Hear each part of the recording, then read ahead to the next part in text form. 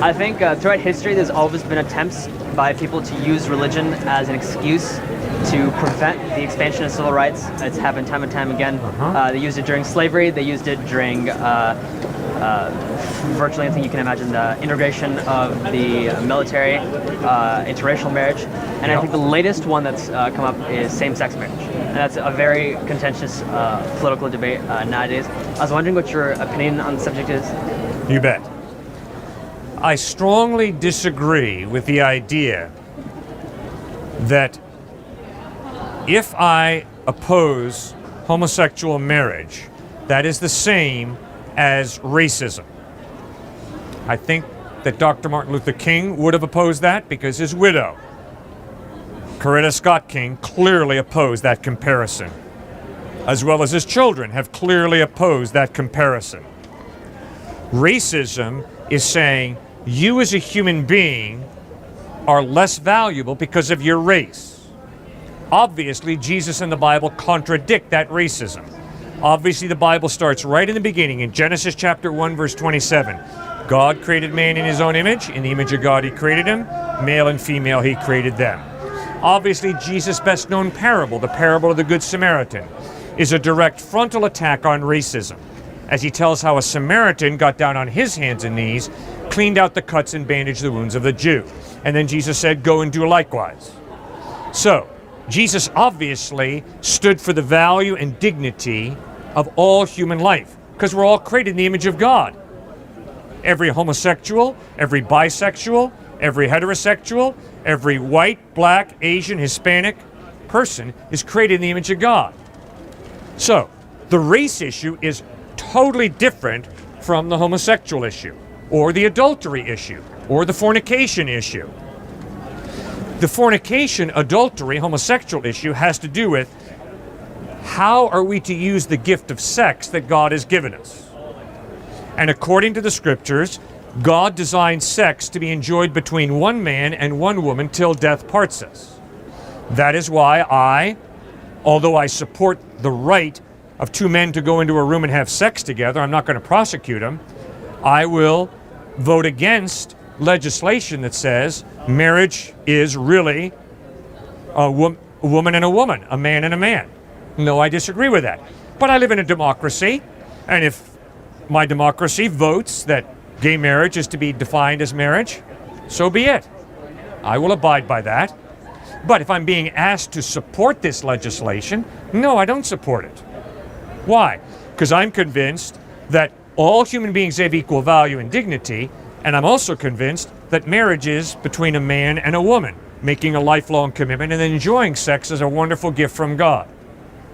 My gay friends understand that. That's not a bone of contention between us. My friends who live in adultery understand that I am convinced adultery is wrong, but they understand I still love them, and I got tons of fornicating friends who are into premarital sex, and they understand that I disagree with that.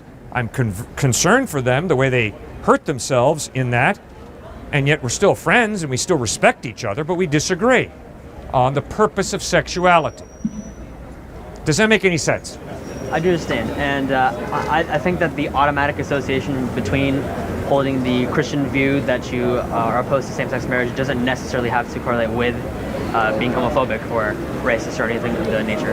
But I would like to argue that I think that people seem to have this automatic association between religion and marriage. I would assume that you hold that value as well, despite the fact that I think marriage has predated the creation of Christianity by certainly thousands of years. Absolutely. And the creation of marriage as a contract, a legally binding contract in the United States, is separate from marriage. You can get religiously married in one facet, and then the actual act of going to the courthouse and signing papers is a separate entity. So I think that from a religious perspective, you have every right to say that that the religion that you subscribe to should not have to bless same-sex marriages, for example, to agree with them, to stand on their side. But from the perspective of the, I call it civil marriage, the legal definition of it, that should be separate from any religious influences, because that's not meant to be a religious institution. Right. there is the space for the religious institution, which I personally don't believe, and I'm sure the majority of people don't believe you should be forcing churches to bless same-sex marriages. But would it be fair to then ask religious people or institutions to be able to separate their religious views from the civil definition of marriage? Because after all, people who enter into marriages aren't always going to be Christian or Muslim or Jewish. There are religions, I know, strands of Buddhism support same-sex marriage. So in a way, to define marriage by the Christian view would then be infringing upon the rights of that sect of Buddhism to carry out their teachings in support of same-sex marriage. So do you think that there should be a separation between the understanding for religious marriage, which can be restricted as much as they like according to the teachings of the Bible or whichever scripture they follow, versus civil marriage, which should be defined only by law?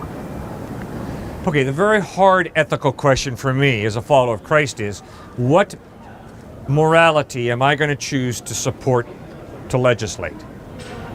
I'm going to legislate against you murdering somebody.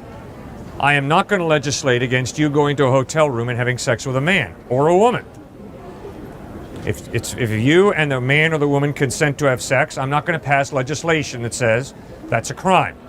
But I am going to support legislation that says if you don't want to rent your house to someone of a different ethnic heritage, I'm going to legislate against that and legislate for equal housing opportunity. Similarly, I will legislate against you murdering. But no, I'm not going to legislate against you going into a room with a consenting adult and having sex, be that a male, a female, 3 females, 2 males, whatever you all decide. I'm not going to legislate that. But am I convinced that it's wrong to have sex outside of a lifelong commitment between you and one woman? Yes, I am convinced of that, and I will seek to persuade you to put your faith in Christ and then seek to live a life of obedience to Him. Now, I'd like to bring up a defining principle of the United States and possibly democracy itself. There's a political thinker far back in history at this point, John Stuart Mill. Yes.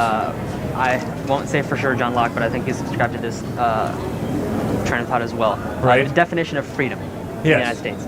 Freedom, by the most commonly known definition that we function by, probably what you'll think of first when you think of freedom, would be the right to do, they use the X, Y as the example, but I'll speak more concretely. The right to do as you please, given that it does not infringe upon the rights of another person to function freely, let's say. Mm-hmm. I would say that a lot of the Republican Party functions by that mindset and their fiscal views, and strangely enough, the Democratic Party functions that mindset in their social views. So you said the example of allowing people to have consensual sex, and that's not your right to prevent that. You have nothing to do with it. Mm-hmm. But to prevent someone from murdering, to prevent someone from discriminating against another person, both of those tie into that definition of freedom which the United States functions by, which is that you'll restrict people from doing something if it infringes upon the rights of another. Discrimination obviously infringes upon the rights of those being discriminated. Murder infringes upon the rights of the victim in the crime. I don't believe that there is any justification by that definition of freedom to prevent people from getting married, because it doesn't harm anybody separate from those consenting within the institution itself. Now, you could say that you're preventing those from who are taking part, the two people getting married, from hurting themselves. But I don't think within the legal framework of the United States has been set up upon this definition of freedom would support that, or should support that. They do whatever they want, obviously. But so by that definition, I don't think it really would make sense to then connect saying that you oppose discrimination in housing to saying that you go against same-sex marriage. I don't see the necessary correlation between them. Okay, I am convinced that all human beings have equal worth and value because they're created in the image of God. That is why I stand against discrimination in housing. I am convinced that it is self-destructive to live in an adulterous relationship. It is self-destructive to have sex outside of marriage in terms of premarital sex. And I'm also convinced that it's destructive to live in a homosexual relationship. So therefore, I'm going to plead with people not to do it, and I'm going to be loath to support a law that justifies either premarital sex or adultery or homosexual sex. Because I'm convinced all three of those are destructive, I'm not going to support a law that says, well, go ahead. Would you say that people should have the right to decide what is good for themselves, what they consider is healthy for themselves? Because it could be that the definition of what you feel is good for you or what is in your best moral interest or whatever depends on the person who's taking part. So does it really make sense to allow the majority to then cast their opinion on what they consider is morally right? Because when interracial marriage was legalized, it was done by an activist court, ironically enough. 72% of the people, the American population at the time, said that interracial marriage should continue to be banned. And going by this train of thought, you could say that those people believed, and actually they used many of the same arguments. They said that the children of interracial couples were less likely to succeed. They did worse in different measures of success that you have for children. They did worse in test scores, things of that nature. You could say that the relationship would be less likely to succeed, and there are statistical studies showing that that is true. So, and in that facet, this argument of what's best for you didn't work, and pretty soon afterwards, the opinion shifted. Well, pretty soon afterwards being 30 years.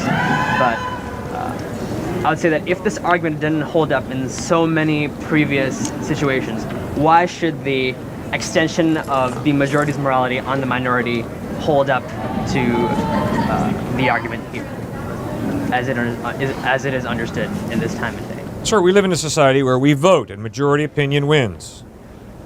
And so if the majority opinion says something, unless it violates the law of God, I will support it. In which case you would have supported the 72% who said that interracial marriage should continue to be banned when it was legalized by the court. See, I'm obviously not putting words in your mouth. I'm just trying to... No, I will be a participant in civil disobedience when the law of the land violates the law of God. Then I will participate in civil disobedience. So I will participate in civil disobedience if the law of the United States says that black people are inferior to white people and can be enslaved.